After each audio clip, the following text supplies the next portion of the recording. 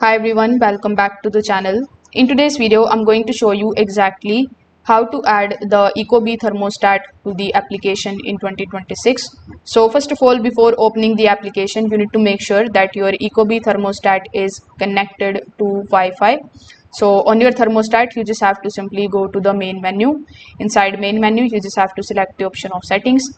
Now inside the settings, you just have to look for the option of Wi-Fi. When you are inside Wi-Fi, you need to connect it to the home network if it isn't already online.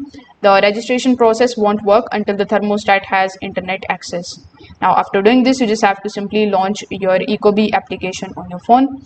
Now, when you launch the application, its interface is going to look something like this when you create your account for the very first time here. Now, over here, you can either select the option of add a device or this plus icon on the top right hand corner of the screen. Afterwards, from the given options, you just have to simply select thermostat, and then you just have to simply select the option of yes, and you just have to basically start the process.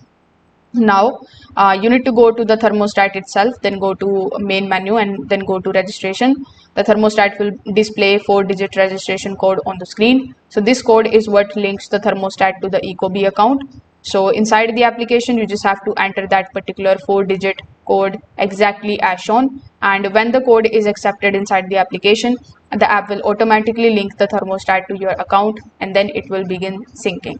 So if this video helped you out, make sure that you like this video and subscribe to the channel. Thanks for watching.